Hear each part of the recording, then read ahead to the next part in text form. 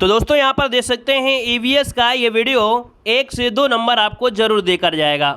इस वीडियो में जो भी पॉइंट लिए गए हैं वो सीटेट एग्जाम के लिए बहुत ही महत्वपूर्ण है। तो इस वीडियो को पूरा देखिएगा। और भी आपके ईवीएस के आपके पार्ट बनाए गए हैं, है ना, हर प्रकार के वीडियो बनाए गए हैं, तो उनको आप लोग प्ले लिस्ट के माध्यम से देख सकते हैं। पहली बार जुड़े हैं तो चैनल को सब्सक्राइब भी करिएगा, इस परिवार का एक अहम हिस्सा बनिए और साथ में कहाँ से जुड़े हैं कमेंट बॉक्स में कमेंट जरूर करिएगा। तो चलिए स्टार्ट करते हैं। सबसे पहले हम लोग पढ़ेंगे केचुआ के बारे में। देखिए, सांप और केचुआ को किसानों का मित्र कहा जाता है। याद रखिएगा कि यहाँ पर केचुआ को तो कहते हैं, लेकिन याद रखिए सांप को भी किसानों का मित्र कहा जाता है। अब सांप को दो प्रकार से कह सकते हैं। एक तो मिट्टी में छेद करके भुरभुरा बनाते हैं, जो आपके केचुआ होता है, सांप होता है। दूसरा यहाँ पर जो सांप होता है वो चूहे को भी खा लेता है। और चूहे जब खेत में अगर लग जाते हैं, चूहे अगर खेत में होते हैं तो देखते हैं जगह जगह बिल बना देते हैं, मिट्टी बाहर निकाल के पेड़ को खराब करते, फसल को खराब करते हैं। तो सांप क्या करता है, चूहे को खा लेता है। तो इससे क्या होता है कि किसानों को प्रॉफिट हो जाता है, तो इसलिए भी किसानों का मित्र कहा जाता है। तो दोनों प्रकार से आपको याद रखना है। अगला देखो दिया गया है कि मिट्टी में ऑक्सीजन का प्रवाह बढ़ जाता है और मृदा उपजाऊ हो जाती है। क्यों? क्योंकि जब भुरभुरा बना देंगे, मिट्टी भुरभुरी हो जाएगी, तो ऑक्सीजन जो होती है वो अंदर तक पहुंच जाएगी और मृदा उपजाऊ हो जाएगी। सामान्य भूरे रंग का जीव होता है कौन? केचुआ जो होता है ये सामान्यतः भूरे रंग का जीव होता है, आप लोग जानते हैं। यहाँ पर आते हैं डॉल्फिन से। तो देखिए, भारत का राष्ट्रीय जलीय जीव कौन है? तो आप कहेंगे राष्ट्रीय जलीय जीव आपका डॉल्फिन है। इसको अंधी डॉल्फिन या सुसु के नाम से भी जानते हैं।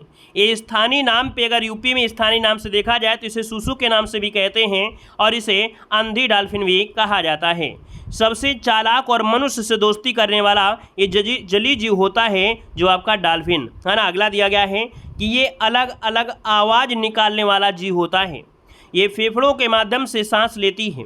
भारत में डॉल्फिन प्रयागराज से हल्दिया के मध्य गंगा में पाई जाती है। याद रखिएगा, भारत में अगर पूछे तो जो डॉल्फिन है वो प्रयागराज से हल्दिया के मध्य गंगा में पाई जाती है। अब यहाँ पर दोस्तों देख सकते हैं कि भारत में डॉल्फिन का संरक्षण कछुआ वन्यजीव विहार, ये वाराणसी में है। याद रखिएगा, कछुआ वन्यजीव विहार पूछा जाएगा तो आप कहेंगे वाराणसी में है और ये एक स्तनधारी जीव है, यह रहेगा। अगले पॉइंट में आते हैं अनीता की मधुमक्खियाँ। देखिए, मधुमक्खियों से भी क्वेश्चन बनते हैं आपके सीटेट एग्जाम में, तो इसको जरूर पढ़िएगा। देखिए, जो आपके मधुमक्खियाँ होती हैं ये समूह में निवास करती हैं। मधुमक्खियों से शहद प्राप्त किया जाता है, ठीक है। कभी खराब ना होने वाला खाद्य पदार्थ दोस्तों याद रखिए शहद होता है। ये कभी भी खराब नहीं होता है दोस्तों, याद रखिएगा। सर्वाधिक मधुमक्खी पालन बिहार राज्य में होता है। ये भी याद पूछेगा कि जो सर्वाधिक मधुमक्खी पालन होता है कहाँ पर, तो आपके बिहार राज्य में होता है। छत्ते में अलग अलग मक्खियाँ होती हैं। याद रखिएगा, छत्ते में अलग अलग मक्खियाँ होती हैं। सिपाही मक्खी जो होती है छत्ते की रक्षा करती है दोस्तों, याद रखिएगा। वहीं पर जो कामकाजी मक्खी होती है शहद की खोज करती हैं। जो कामकाजी मक्खी होती है शहद की खोज करती हैं। शहद मिलने पर नृत्य करके अपने समूह को बताती हैं कि हाँ हमको शहद मिल गया है, और डांस करती हैं दोस्तों, अपने समूह को संदेश देती हैं, बताती हैं। रानी मक्खी अंडे देती है। याद रखिएगा कि अगर आपसे पूछे कि मधुमक्खी के छत्ते में जो आपके अंडे देती है कौन, तो आप याद रखिए रानी मक्खी देती है। यहाँ पर देखिए कि जो मधुमक्खी पालन का सबसे उपयुक्त समय कौन सा है, तो आपको बताया गया है भैया कि आप देखिए गांव से अगर हैं, आप देखे होंगे कि जो आपके यहाँ पर बाग है रोड किनारे वगैरह, वहाँ पर क्या होता है, जैसे ही सर्दी आने का प्रयास होता है तो यहाँ पर मधुमक्खी पालन शुरू करते हैं। सरसों के फूल होते हैं उसमें जाते हैं। तो दोस्तों यहाँ पर देखिए अक्टूबर से दिसंबर तक आपका होता है और इस समय रानी मक्खी अंडे देती है। लीची के फूल से सर्वाधिक शहद प्राप्त होता है। अब देखो, लीची जो होती है आपके बिहार में ज़्यादा होती है, इसीलिए मधुमक्खी का पालन भी लीची जो आपका होता है कहाँ पर, बिहार में। तो दोस्तों लीची के फूल से सर्वाधिक शहद अर्थात मधु प्राप्त होता है। लीची के फूल मधुमक्खी को सर्वाधिक लुभाते हैं। यहाँ पर देखिए दिया गया है मधुमक्खी पालन के लिए लकड़ी का बॉक्स और चीनी पानी के घोल की आवश्यकता पड़ती है। यहाँ पर आगे बढ़िए, क्वेश्चन आपसे दिया गया है, कह रहा है चींटियाँ। दोस्तों यहाँ पर चींटियाँ जो दिया है ये शाकाहारी जीव है। दोस्तों यहाँ पर चींटी क्या है, शाकाहारी जीव है, लेकिन हम इसको नहीं मानते हैं क्योंकि भाई चींटियाँ तो कुछ भी पा जाती हैं, कीड़े आ जाती है, कोई मरा जीव होती है उसको भी धीरे धीरे उठा के लेके चली जाती हैं। तो एनसीईआरटी कहती है शाकाहारी है, लेकिन हम नहीं मानते भाई। ठीक है, आप माने या ना माने, लेकिन हमें नहीं लगता है, क्योंकि चींटियाँ वो तो कोई भी केचुआ पा जाए, मरा कोई जीव पा जाए, काकरोच पा जाए, उसको भी उठा ले जाती हैं। तो भाई एनसीईआरटी कहती है कि भाई शाकाहारी है, तो मानते हैं कि शाकाहारी है, लेकिन हम इसमें सहमत नहीं हैं। आप सहमत हो तो कमेंट जरूर करिएगा। छोटी लाल चींटी अपघटक में आती हैं। दोस्तों देखिए, छोटी लाल चींटी हैं, ये अपघटक के वर्ग में आती हैं। ठीक है, मतलब जो छोटी वाली चींटी होती है, छोटी लाल चींटी होती है, अपघटक मतलब होता है एक रूप से दूसरे रूप में परिवर्तन करना, तो ये अपघटक के रूप में आती हैं। चींटियां अपने पीछे गंध छोड़ती हैं, जिससे पीछे की चींटियां लाइन लगाकर आती हैं। क्वेश्चन आपसे ये पूछेगा कि जो चींटियां होती हैं अपने ग्रुप में वो एक लाइन में चलती हैं, कारण क्या होता है? क्योंकि वो पीछे की तरफ एक गंध विशेष प्रकार की छोड़ती हैं, जिससे ये लाइन में चलती हैं। दीमक की बात करते हैं तो दोस्तों ये दीमक सफ़ेद अपघटक होता है। ये सभी समूह में अर्थात सामूहिक एक जीव हैं, ये समूह में रहते हैं। ये सर्वाधिक घातक वनस्पति जगत के लिए होते हैं। दोस्तों आप देखते हैं कि पेड़ में कोई दीमक लग जाए तो पूरे पेड़ को ख़त्म कर देती हैं। जिस चीज़ के पीछे अगर पड़ जाए दीमक तो उसको ख़त्म कर देगी। आप किसी खेत में जाइए, मिर्च आपका खेत लगा है, मिर्च का खेत, उसमें देखिए जिस चीज़ पे पड़ गई ना उस खेत को बर्बाद कर देती है। इसलिए वनस्पति जगत के लिए सर्वाधिक घातक आपका दीमक माना जाता है। यहाँ पर देखो ततैया देखे होंगे आप लोग, यह एक सामूहिक जीव है ना, यह एक शाकाहारी जीव है। ततैया जो होती है दोस्तों ये भी होती है, जो पीली पीली होती है, घरों पे लगी रहती है ततैया। यहाँ पर अगला देखो दिया गया है नीली व्हेल। तो दोस्तों नीली व्हेल ये एक स्तनधारी जीव है। लगभग इसकी आयु जो होती है 90 वर्ष होती है। यह फेफड़ों की सहायता से सांस लेती है और यह एक मांसाहारी जीव है। दोस्तों याद रखिए, जो नीली व्हेल है, ब्लू व्हेल है, ये मांसाहारी है। इसको जब भूख लगती है ना तो ये क्या करती है, अपना बड़ा समूह फैला लेती है और इसके बाद ऐसी जगह जाती है जहाँ पर छोटे छोटे मछली के झुंड होते हैं और उस झुंड को पूरा का पूरा पानी सहित पी जाती है, बाद में पानी को बाहर निकाल देती है। तो ये मांसाहारी जीव है। यहाँ पर देखो दिया है कि नीली व्हेल पृथ्वी पर पाई जाने वाली सबसे भारी जीव है। पृथ्वी पर पाई जाने वाली सबसे भारी जीव है दोस्तों, वो भी जल में है। अगर स्थल में पूछ लेता है तो स्थल में आपका सबसे बड़ा कौन होता है दोस्तों, हाथी है। और दूसरे नंबर का कौन सा है, गैंडा है दोस्तों, याद रखिएगा। ठीक है, स्थल में। लेकिन देखो यहाँ पर पृथ्वी पर सबसे बड़ी कौन सी है, तो आपकी नीली व्हेल होती है। जल में भी है और स्थल में तो रहती नहीं है, इसलिए हम कह सकते हैं। यह सर्वाधिक प्रशांत महासागर में पाई जाती है। दोस्तों याद रखिए, प्रशांत महासागर में नीली व्हेल पाई जाती है। नीली व्हेल के शरीर पर बर्नाल्ट चिपके होते हैं। दोस्तों आपने कभी देखा होगा कि जब कोई न कोई भी वीडियो की क्लिप आती है तो बर्नाल्ट मतलब होते हैं उसके जो कह सकते हैं एक प्रकार से धीरे धीरे से चूसा करते हैं, है ना। तो ये बर्नाल्ट क्या होते हैं, इससे चिपके रहते हैं। तो ये आपका हो गया। अगला दिया गया है मकड़ी। दोस्तों मकड़ी के 8 पैर होते हैं और मकड़ी आती है कीट वर्ग में और कीट वर्ग के 6 पैर होते हैं। तो दोस्तों ये अपवाद होती है, याद रखिएगा। मकड़ी अपवाद होती है कीट वर्ग में क्योंकि इसके 8 पैर होते हैं और जो कीट वर्ग होते हैं उनके 6 ही पैर पाए जाते हैं। ठीक है ना, तो ये अपवाद मानी जाती है मकड़ी कीट वर्ग में। इसके पैर होते हैं कितने, 8 होते हैं, याद रखिएगा। इसकी मादा प्रजनन के पश्चात अपने नर को जान से मार डालती है। याद रखिएगा कि जो मकड़ी होती है इसकी मादा प्रजनन के पश्चात, जैसी ही मादा प्रजनन हो जाता है उसके पश्चात अपने नर को जान से मार डालती है। समझ लीजिएगा, ये ऐसी आपकी प्रजाति अर्थात ये मकड़ी होती है।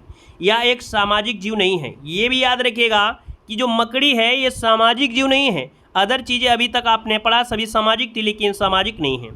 अगला, यह समूह में रहने वाला जीव नहीं है। याद रखिए, आपने देखा होगा मकड़ी एक झुंड में नहीं रहती हैं, कहीं इस कोने में, कहीं इस कोने में, कहीं पेड़ में, कहीं कहीं पर ऐसे रहती है दोस्तों। तो ये समूह में रहने वाला जीव नहीं है। कौन, मकड़ी। दोस्तों याद रखिएगा, सभी प्रकार की मकड़ी जाल का निर्माण नहीं करती हैं। जरूरी नहीं होता है कि सभी मकड़ियाँ ही जाल का निर्माण करें। तो याद रखिए, जाल का निर्माण नहीं करती हैं। अब यहाँ पर दोस्तों रेशम का कीड़ा से क्वेश्चन बनता है।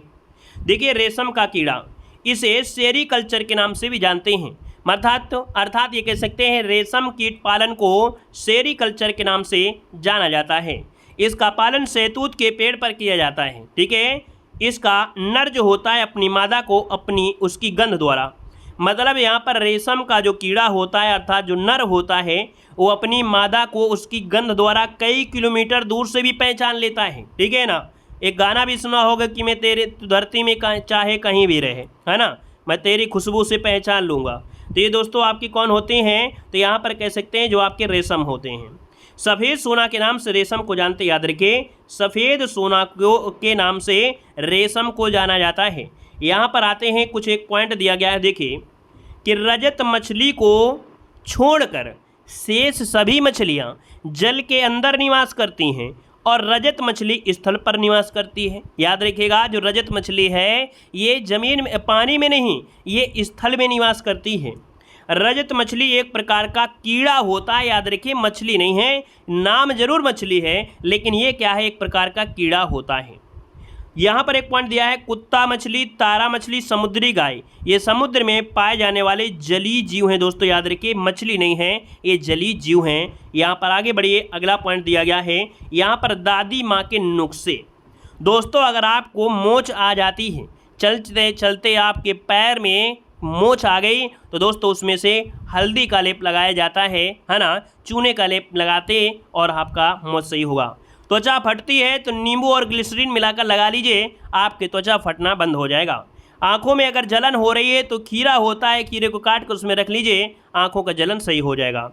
बदहजमी, दोस्तों बदहजमी मतलब होता है, कभी कभी आप खा लेते हैं क्या, मान लीजिए पिज्ज़ा खा लिए, आपने मैक्रोनी खा लिया, या कभी कभी ऐसा खाना होता है बदहजमी होती है, डकारें आती हैं खट्टी खट्टी, तो दोस्तों उसमें क्या होता है, अजवाइन का इस्तेमाल करिए दोस्तों, उसके पानी को पीजिए तो आपका बदहजमी सही हो जाएगा।